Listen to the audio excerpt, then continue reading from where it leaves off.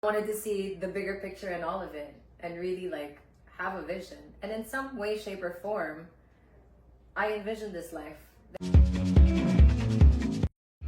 This episode is brought to you by Ladies and gentlemen, welcome to another episode of Chat with Mick. And right next to me is, oh my gosh, she's so beautiful, and I'm totally amazed that she's actually here with us today. Ladies and gentlemen, let's all welcome Maria Gigante. Hello and mabuhay from the Philippines. And so she's just here from the Philippines. We're actually in beautiful Walden, and there's such an amazing view out there. But there's even a more amazing view right next to me. You're so sweet. Thank you. Thank you so much. And so, how has your experience been like here in the US for the last few days that you've been here? It's been amazing. I've always, back home, I've always heard that I would blend right in to LA because of the way that I sound, right? Mm-hmm. This is actually my first time in America. I've spent a total of probably 2 weeks here, and not a single person has asked me if I'm new in town. So that's probably a good sign. Yeah, I think Right? so too. Yeah. Yeah, I really loved meeting the Filipino community here, first at church, and then I got to work with Operation Blessing. We did a relief for the California wildfire victims. And we also got to work with the Whole Self, which is a brand based in, I think, Rancho Cucamonga. And I had the most amazing time. I'm spending my time mostly with women, each very empowering on their own. And now I've met you. Yeah, Like, your this is stories inspire me so much. Really? Yeah. Oh my gosh. Every single one of you play into this larger, overarching theme of really helping each other out, you know, the sense of community and empowering each other. And it's so genuine, it's so inspiring. It makes me feel like, okay, there is a community out there. When I won Universal Woman, one part of my answer was saying that I was proud of belonging to an army of women who are ready and willing to change the world. And I feel like that's what I'm encountering here. You are all a part of that, you know? And you're certainly ushering in the new era of beauty. Right? We were just talking about this earlier, and it's Yes. all about community. It's all about, not so much about the physical aspect, Not but so much. of course you have to look stunning, right? Thank you. In a beauty pageant. But tell us more about what that pageant was like for you. Okay, so I actually was 29 or 30 years old. I had quit pageantry.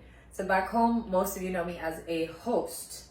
Okay, so I've hosted pageants like Miss Grand, Miss World, I did Miss Teen Universe, I did Miss Universe Cambodia this year, and everybody knows me as kind of a storyteller and a bigger sister to the candidates on stage. That's always what I wanted to do. My origins are in volunteer work, you know, I'm from an island, and at a very early age I got involved with Gawad Kalinga and NGOs, helping out, providing relief. So I really got into pageants to have the platform to make a difference because I saw how many people listened whenever a beauty queen would speak, right?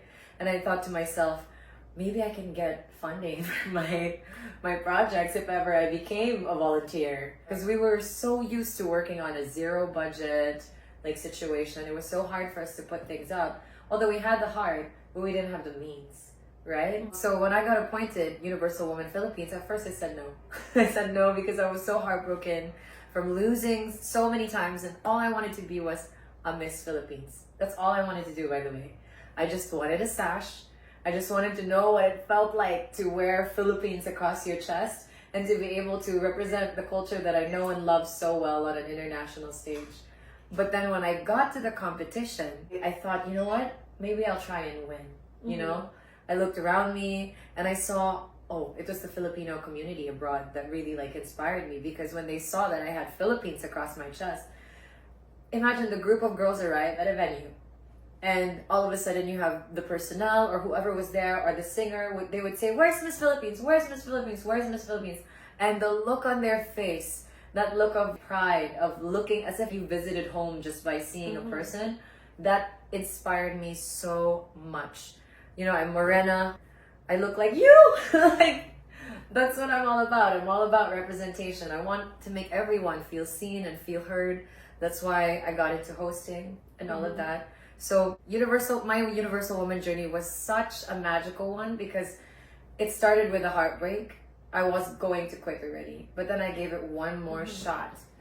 And that's how I became an international title holder. So it's crazy. I think the moral of the story really was never to give up, not even when you felt like giving up. I knew in my heart that I was over with it. I thought to myself, you know what? This is what made me say yes, by the way. I thought to myself, like, why should I go and do it? I should just focus on my career, right? There are women all over the world that don't need crowns to be good at what they do. They have skill, they give value. And that's what I want to do. I want to help people tell their stories. Of course, a crown wouldn't hurt, so thank you, God. And so, going back to home. Yes. Earlier, we were talking about home, and you're from the island. Yes. And you lived in your island for a very long time, and you would go to your island like on vacation. Yes. But what was it like when you were growing up? Did you always dream of becoming a beauty queen? Did you always dream of becoming a title holder? And how did you get into pageantry? I actually didn't dream of being a beauty queen. I dreamt of being a pilot. I wanted to do something extraordinary. I wanted to do something of meaning. My dad was a pilot, and when he grew up on the island, his biggest dream wasn't even to fly. It was just to have peanut butter in the fridge all the time, because he said his rich friends, he didn't have a TV growing up. So he would go and watch TV at his neighbor's house, and he would say they always had peanut butter. So he just wanted peanut butter in his fridge all the time. That's what drove him to become a pilot, because the opportunity presented itself, and he was like, okay, that's for sure gonna give me peanut butter all the time. It was such a simple dream, right? But when I saw his life and I saw how remarkable his story was, I come from a family of seafarers and fishermen on my dad's side. On my mom's side, they're doctors. But what was remarkable about it was he came from such a small island, and he managed to lead this incredible life that gave me the education that I have, and it empowered me to be able to touch the lives of others, to learn so many things. I loved studying so much. I love learning. I'm a very curious person, and in many ways I think that led me to the path of being a beauty queen, because I grew up on an island. We spoke about it earlier, but I didn't exactly have the means to choose whatever profession that I wanted, because life was still hard, when we got to the city. So one of the ways that I ended up going into pageantry was that I was discovered as a model. And I never, ever thought I could be a model. I was a nerd. I was the best in my physics class. That's who I was as a kid. I was a varsity player. I was so boyish.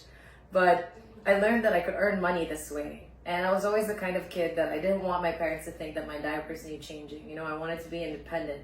So I pursued modeling. I pursued pageantry as a way to kind of multiply my talent fee, right? Because you would earn more if you had a title in the Philippines. So I guess in one way, it also served my social project, that my platform was amplified. But in another way, it gave me the independence that I wanted as a woman, to choose what I wanted to do and to choose what I want in my future. Before you know it, I was discovered by another pageant trainer, Mami Jonas Borses, who later on turned out to be my uncle. Oh, wow. Yeah, I know.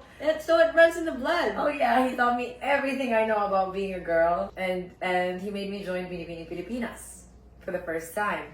That time was when I really got obsessed with wanting a title. Because I saw how much people loved their beauty queens and how much people believed in them and listened to them. And I thought, I could use this platform for a greater cause. I could use it for my community. I have a community in Bantayan Island that's 8 years old. It's called Obra. And we repurpose burlap and fabric sacks, and we turn them into household materials that are sustainable. So reusable diapers, reusable napkins, aprons, all that stuff. And it's inspiring because it's an initiative that came from the community. I actually bought the sewing machines with my first winnings from Binibining Cebu. And then we turned it into a classroom and everything. So I'm really grateful that after all this time, everything kind of came full circle, And I forgot your question. I just trailed off. We talked about so much stuff today. You actually got to it. Yeah. The question was, how did you get into pageantry? And right. It was kind of everything. What was just your dream going on? And you wanted to be a pilot. I wanted to be a pilot. I wanted to fly. I love the feeling of being in an airplane. I love the feeling. I like birds so much. That was the most random. I like birds, and I just The first time when I would lay on the beach when I was a kid, Mm-hmm. I would always wonder what it's like to be a bird. I don't know why. But it's certainly Yeah. it's a metaphor for what you're doing now because you're Right. sort of flying with flying In a colors, way, right? I was yeah, soaring, and it's yeah. taking you this, your title, your universal woman is Yeah. taking you all over the world and into so many different places, and now Yeah. you're here in Yeah, California. and in one way, birds kind of have this bird's eye view Mm-hmm. of everything, right? And the moral of my trip here in the U.S. is I'm encountering so many empowered women that it just inspired me so much to have my own vision of the future. And in that way, I guess that's why I wanted to be a bird, because I wanted to see everything in full view, you know? I wanted to see the bigger picture in all of it and really have a vision. And in some way, shape, or form, I envision this life that I have now. Mm-hmm. And I'm happy that, with hard work and dedication, it wasn't always easy, and determination that I got it. And I'm so grateful for people like Tita Florence, our CEO, Miss Carolina Cortas. Shout out to her. Very empowered women. This pageant platform is actually built and owned by all women who are themselves a reflection of the very title holder that we're trying to find. They all have kids, they all have businesses, they're all involved in some kind of community development work or giving back to the society. And that's really how we see the new era of beauty. We want to reevaluate what it means to be beautiful in the 21st century.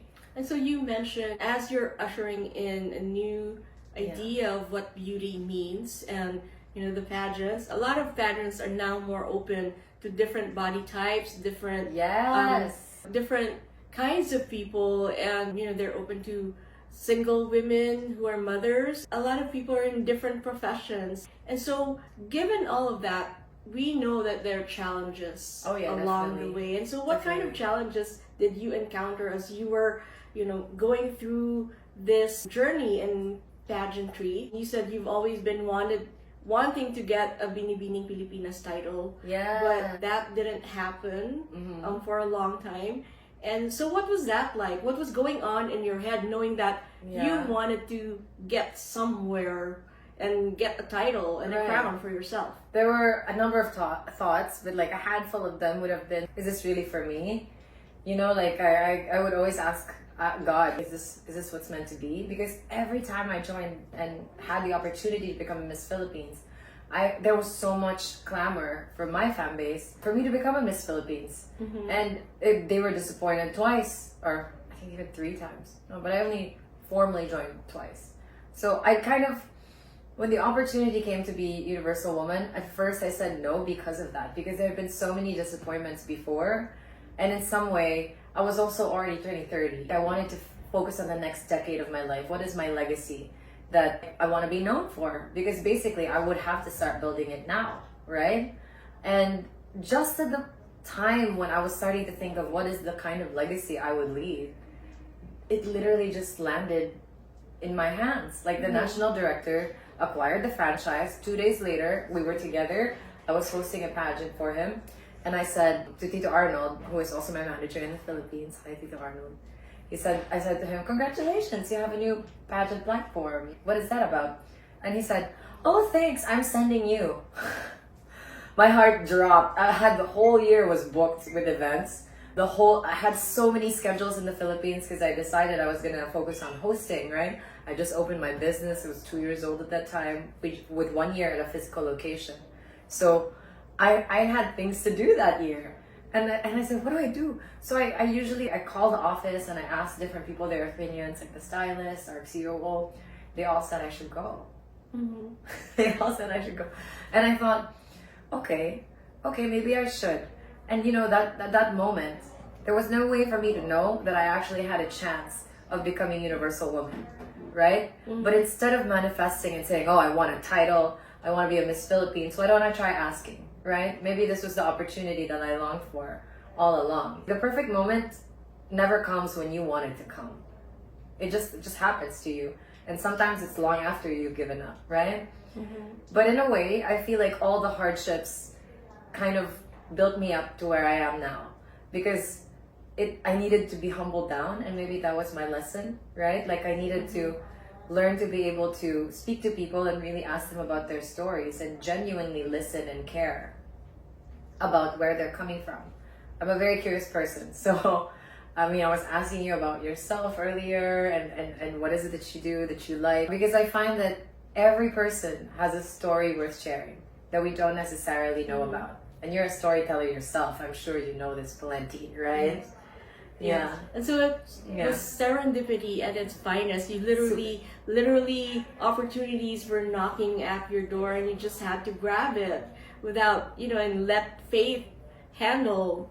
Yeah, it Right. happened so fast. I was appointed 2 weeks before I left for the international competition. And it almost seemed like all the pieces were at where they were supposed to be for me to be able to leave and to be prepared. I had to make decisions. No more new gowns made, no more new dresses, because 2 weeks is such a small time. I was going to the Fashion Institute of the Philippines at the time, and it was smack dab in the middle of my pattern making class. So I turned to my classmates who used to say, isa pa, bigyan mo ng isa pa, join Miss Universe. Sabi ko, okay, eto na. I went to school and I said, guys, you're gonna make me one dress each. You were praying for it, right? And they're like, oh, you're gonna join? I was like, no, I have a crown na. So they were so shocked.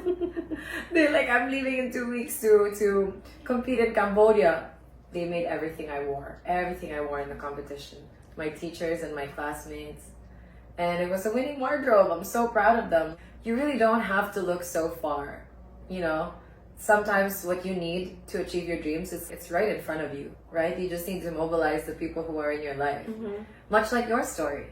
Like you were telling us earlier at lunch how you kind of started with dipping your toes and everything little by little until the next thing you know, everybody knew who your name was, or who you were and what you did. And so just like as blessings were coming your way, and I know you have a bigger purpose in life. And so you've been involved with charity work, Yes, and you've been involved with advocacy. So what is that advocacy about? Well, now that I'm a title holder, let me tell you about my advocacy work from before. So I started volunteering when I was 18 in Gawad Kalinga. I started taking photos, building houses, and responding to the communities that needed relief in times of calamities. I did some volunteer work in Bohol. I did it in Bantayan also. 2 weeks later, during Yolanda. However, I couldn't do Leyte because it was a very dangerous situation for women, since there were so many like jails that had that like prisoners had escaped. So they were like saying it's very dangerous. There was looting. So all I did at that time was man the repacking centers at my alma mater, Sacred Heart School, Ateneo de Cebu at that time. Those were good times. I was there for about 3 weeks, and sometimes we would just sleep there on the floor in Bohol too for like 3 weeks. So my background was really volunteer work on the site, on the ground, a recon, and basically reporting how many goods we needed to distribute, also in the repacking facility. That was my background, and I'm so thankful for my relationship with Gawad Kalinga because it allowed me to have that sense of direction, and the experience that I needed for community development projects. So later on, when I got involved in bigger projects like the Big Bad Wolf, which is a literacy campaign that travels all around the world, I slowly started to catch on projects that I wanted to be more involved in. So when Universal Woman finally came along, I grabbed every opportunity to work with every organization you can imagine. So in Cambodia, we started our work with Operation Smile. This was as a candidate. I discussed the project, which I mean to continue with my Miss Argentina, which is in speech therapy. It's in the works. I'm gonna rope in another beauty queen from the Philippines. She's also an international pageant title holder. The second one is Una Manla Foundation in South Africa. They are an organization that supplies school shoes to children in need. They're also supporting education, but through the distribution of other things that they need in school. I also work with Rest Haven in South Africa, which is a home for the aged. It's a home for all ages. So they have orphans, but they also have elderly people that are not being taken care of by their parents. Us Filipinos, we take care of our parents. Like, this is a cultural thing, and I'm so happy that we do it. That's just me as a person. We all make our own choices, right? I'm sure it's very different here in the United States. However, it never occurred to me when I visited that home that you can have parents and not want to take care of them. This is just me as a Filipina, and it made me so sad, but at the same time, it touched my heart so much because I remembered how much old people just value company, you know, company, how much the elderly value just good old-fashioned company. And they're telling me stories about their kids visiting them after the longest time. It's so touching, and I can't wait to work with that organization more. We have a fundraising for them because they're trying to build more rooms to house more people. In Bantayan, I have that organization, Obra, which is a collaboration with Gawad Kalinga. I talked a little bit about it earlier. And here in the United States, we're working on an early childhood literacy campaign called Preface. We're going to bring it to the Philippines. It's founded by Tita Florence's nephew, and I'm very, very, very, very, very excited to do that. We're discussing the specifics later on this month. What else have we done? We also work together with TFC and the Christian Broadcasting Network for Operation Blessing, which was the distribution to the California wildfire victims. So it's quite a lot, a lot. And there are many more along the way. We have a social project in India together with my Miss India, Apeksha. Hello, Apeksha. She's working on menstrual health. So there's so many, really. It's multifaceted because I think when it comes to helping each other out, it really has to be a holistic approach, right? There are many different sectors in which we can help and in which I can utilize the platform for a better cause. So what is the timeline for all these things happening? Is there a milestone that you want to reach for the year or for the next year? Definitely, definitely. So for Obra, my personal organization, I wanted to, how much can I say? Maybe you can just expect our products to be available online soon to make it accessible to a wider audience. It's something that we've been working on since before I got appointed. Actually, the calendar for that was supposed to be 6 months ago, but then I wasn't Universal Women Philippines when we planned that yet. So we've pushed things back a little bit because I'm also accommodating other organizations. And one that I forgot to mention was actually the org I'm going to meet with after our interview. They are the Pink Sisters. They're very well known in the Philippines, in Cebu. I can't really remember the very long name they have, but they're basically sponsored by Pink Heaven, the restaurant, which is owned by one of my best friends in the whole world who surprised me when I came here. Yeah, and I'm named Maria because I was born on September 8th. So they're Marian devotees. So they were the first who called us, and I said yes right away to working with them. They put up Homes of Love here in the USA. Homes of Love is not a new thing. It's been happening in the Philippines. They have helped over 18,000 Filipino students with school supplies. And they help victims of human trafficking by providing them with halfway homes, psychological evaluation, and of course counseling, and all of the things that they need to be able to assimilate back into society. So that's another charity that we're working with. So it's a lot. It's really a lot. I think our plan is to in some way connect the dots and to be able to get some of these orgs to have collaborations with each other, right? Because they're very compatible. Just as I'm describing them, they seem they would go well together. And because also if we fuse them, then we fuse the different people who follow different kinds of movements. And so we have a wider audience when it comes to who can help, right? And it doesn't hurt to have fresh eyes on everything. So I'm hoping that Preface will arrive in the Philippines within the next year. And I would hope to reach out to schools and orphanages for our early childhood literacy campaign. A lot of the focus of for the remainder of my reign will be devoted to that. And of course my own organization, Obra, but I only have until June. So it's a lot. There's a lot of work. But I'm not gonna stop working on it. I've had Obra for all the times I attempted to be Miss Philippines, and I never stopped working on it because my philosophy when it came to pursuing a crown was that a real queen doesn't need one. You know, with or without a crown, your social project should still be there. You should always be advocating for positive social responsibility and being a part of something greater than yourself. And so crown or no crown, you've certainly been a connector, and now you're being a connector all over the world, right? So what was that experience like of connecting with people from Cambodia, from different parts of Asia, different parts of the world? What was that like? So I have so many Cambodian fans, and I love them. Yes, it's Cambodian. So you can say hello to our Cambodian fans by saying Chom Rip So. Chom Rip Su. Oh, Chom Rip So, she's so good. Sawadika. Sawadika to the Thai fans out there. So yeah, how was it being in Cambodia? Was that your question again? How was your relationship with all these candidates from different countries? us. All right. What was it like? Amazing. Being in an international pageant is really an experience on its own because you meet women that are just like you. They're equally as passionate about their own country as you are. So in a way, being at a dinner table with them is like traveling the world. My roommate was Pakistan, and she was the first representative of her country in Universal Woman, just as I was the first representative of the Philippines. So in a way, we kind of shared the journey together. I learned so much about her culture, about her religion, about when the pageant was happening, it was Ramadan.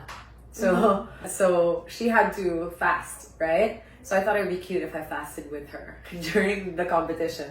I mean, it wouldn't hurt to be on a diet, right? And so that's empathy for you. Yeah, it is. And so what happens, I'm curious, what happens when, all these other candidates don't get the crown? Because there's only one person who gets the crown and the title. Right. I really appreciate the camaraderie between women that are already accomplished, right? Because there's this kind of sportsmanship amongst us that, it's just business. We don't take it personally. And we know that we all wanted the same thing, but at the same time, we acknowledge that, okay, only one person can be the winner tonight, and okay, maybe you deserved it, right? I remember before I was even crowned, it was the top 5, and we had gone backstage, and my sisters were like, sweetheart, it's yours already, it's yours. Even my first runner-up, we were standing, the two of us there by ourselves, and she was saying, she was taking my hands, and she was like, hold my hand, and I was like, okay. And then I was like, oh my gosh. She was like, don't be nervous, it's you. I know it's you. Isn't that amazing? The level of sisterhood, right? You would expect that these previous international pageant candidates would come and convene and join a pageant. You would think that they're the toughest of all, and that they're such worthy and intimidating competitors that I was almost nervous, honestly. I had never competed in another international pageant, so in a sense, I was a first-timer here. And my top 5, they were so gorgeous and so smart and so stunning. And I was like, I'm gonna have to pull something amazing off to beat these amazing women. And sure enough, after the final Q&A round, they all told me, sweetheart, it's yours already. And the feeling in my heart to experience that camaraderie, there's nothing like it. There's really nothing like it. Nothing. And even our co-candidates, there was something that stood out among the rest to me from any pageant I ever joined in my life. There was this kind of spirit of respect and collaboration that everybody had. Everyone was so easygoing. Everyone was like, okay, we can't do that? That's fine. But we want to do this. How can we achieve this, right? Okay, who can do this? Who can do this? At times Argentina would be the translator, at times it would be Chile, at times it was me because Filipino has a lot of Spanish words in it. And if we're giving dancing directions and all we need to do is derecho, izquierda, and uno, dos, tres, right? That's so all. awesome. So it certainly has been a positive experience for a lot of the candidates and your people who have now become your friends, and right? educational, And so for those people who want to be candidates, or those who want to join this pageant, what's the criteria? How do you become, how do you even practice? How do you even become one? Okay, how do we practice? Let's discuss practicing another time, but the qualifications first are that you have to be between 25 to 45 years old, of any walk of life, any size, any shape, any form. We have no height requirement.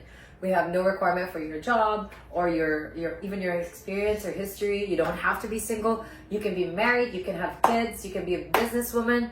You can, for all I care, like, wait, how old are you? Are you under 45? You're under 45. I'm not telling anybody. 35. You're 30. We're 35 forever. Oh my God! No, thank you so much. Oh my gosh. Yeah, like it could literally, like, it's a completely inclusive pageant, and I know this from my heart, from the inside out, because this is how we approach pageantry. We think that this new era of beauty should be filled with women who are, more. I personally am of the opinion, crown aside, I'm of the personal opinion that women are more beautiful when we're no longer thinking about the basics, right? So much is expected from women in our community, in our society, in the whole world. The expectations are here. We have to be beautiful. We have to finish going to school. We have to get a degree. We have to get married early. We have to have children. And I personally find the experience more pleasurable when I get to know women who are a little bit more wise, a little bit more established. And that happens to us only when we've lived our lives, right? When we've gone through our journeys, when we've had our ups and downs, when we've had our kids, when we're no longer thinking about what it is we want to do for a living. Hello, you do this for a living. This is incredibly specific. And there's so much wisdom that we can learn once a woman is already established. And I think that's what's beautiful. That's what's truly beautiful for me. That's what we give, to the world. So earlier, we were talking about like the different types, body types, different candidates who can join. And we were talking about the preconceived prejudices, especially in the Filipino community. All right. Right? And there's certainly colorism still in the Philippines, especially when you're in the Philippines. And so what do you think needs to be done so that there's more openness? And when we're looking at candidates, we're not looking at their color or their body type, when they're on stage. That's true. Although they are gorgeous, although every woman that competes for Universal Woman is gorgeous, I think that the real winner is determined by what's in your heart and what's in your mind. Because a huge part of being Universal Woman is the social project, right? And for me, I'm passionate about representation. As a kid, my nickname before was Negro. Do you know that? And I was called Labrador. In my school, people always saw me as a provinciana, so I was ashamed of it, kind of. And I wish I had known that there was nothing to be ashamed of back then, but I was just a little girl. When I was 7 years old, I had a field trip to Fort San Pedro, and I saw the portrait of Reina Juana as she was accepting the Santo Niño. And that was the first time I saw somebody who looked like me, with brown skin and straight, long black hair. And I felt so proud of it, That's beautiful. I saw it and I thought, that's beautiful. Why am I sitting around here being ashamed of this? Why do people say, oh, you're pretty, but you're dark? I wanted to be one of the people who was making a difference in that way.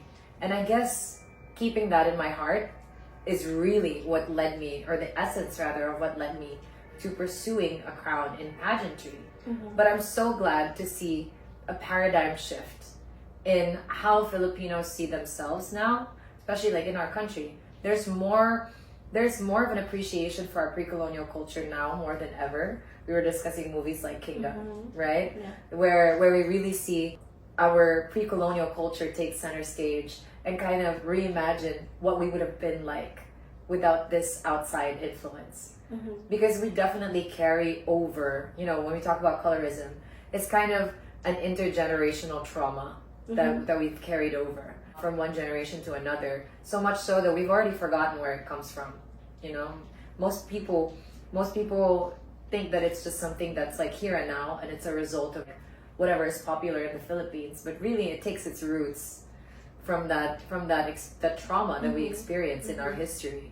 And that's something that I seek to, or hope to, contribute to ending by fighting for a crown. And when I think about how difficult it is to be a beauty queen and face all of the challenges, we have to look good all the time, we have to rehearse, we get so tired, we barely get to sleep, and people judge us sometimes, but we kind of have to be strong. And I remind myself of who I do it for. I do it for the inner child in me that felt I had nowhere to belong. I do it for all the little girls out there that feel they're not beautiful. That's who I want to speak to. That's who I'm dedicating my journey to. It's really a healing of my own inner child, but also I want my kids to roam the earth. Someday I'm gonna have a daughter, and I never want her to feel she is anything less than enough just because of the color of her skin. I have 6 little siblings, and I always, every moment of my life, I've been worried about them and worried that I knew they would be so different. We have very strong personalities. I knew we would be different from each other, but I never wanted them to feel what made them different was something to be ashamed of.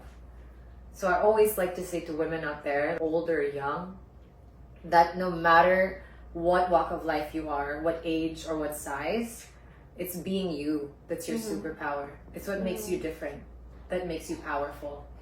And that no matter how many times you've failed, it's never ever too late to write a new chapter in the new era of beauty. And so for those people who want to join the next round of candidates, can you tell us what the timeline is for that, and what do they need to start working on at this time? Okay, so our pageant is on June 9. It culminates on June 9 with the preliminaries on June 6 in Jaipur, India. And I'm so excited to be visiting a land of cultural diversity, just like our country, the Philippines. We're looking for women between 25 to 45 years old. We currently have 60 plus countries in franchises that have joined the pageant. Franchises are still available, so if you want to acquire a franchise, I know you might be thinking, what does that mean, right, to be a franchise holder? When you are the franchise holder of a country, you pay a licensing fee, and that gives you the right to select the official candidate from your country that will be sent to Universal Woman. You can also acquire a franchise if you wish to be a candidate and compete in the pageant. So let's say I'm not Filipino, I'm from maybe, I don't know, let's say Zimbabwe, and there's no franchise holder yet. Well, there currently is, but let's just imagine a different country. I think we have franchise holders for every country. If I want to compete and there's no franchise holder in my country, I just have to buy the franchise, and then I can go and compete. But then I would hold the franchise for 3 years. So then I would have to be the one who determines the next Universal Woman for the next 3 years. So it renews in cycles of 3 years. And yeah, so franchises are available. All you have to do is visit our page. There's a number and a link to the email in my profile. So visit Maria Gigante and you can sign up there.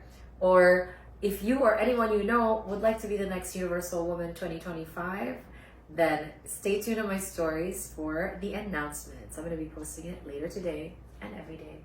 Yeah. And so come this June 2025, after your reign is over, what comes next? Definitely. Okay, so can I be candid about something? Okay. Before I had a crown, I always spoke like I had nothing to lose, right? But obviously now I represent a cause, so I have to put that first. But the whole time that I've been reigning, I've always envisioned what's going to come after my reign. And there's so many exciting things that I have planned. And I'm actually so happy that you brought up the issue of colorism, because that's the next thing that I want to tackle. I can't announce it yet, and I really want to. But I think it's something that you would like, and that Morenas all over the world would like as well. It's time to put our color center stage. You asked me earlier, is there more that needs to be done when it comes to colorism, right? And I think we need to respond with, if we give the choice for people to become lighter, right? If we give people the choice to become lighter, of course, it's an extension of your freedom of expression. It's like having a certain color clothes, right? It's how you see yourself and how you wish to be seen, or how, let me rephrase that.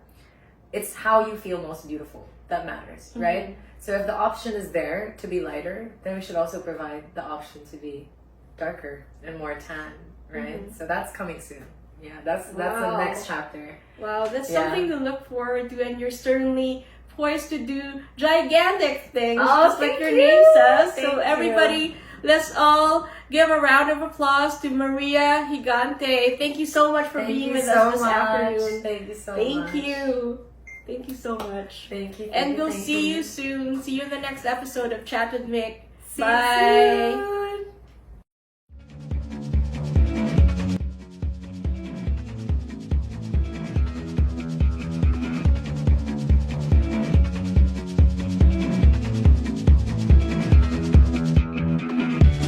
Time to shine, shine bright, be the star you are, yeah. Time to shine, shine bright, be the star you are, yeah.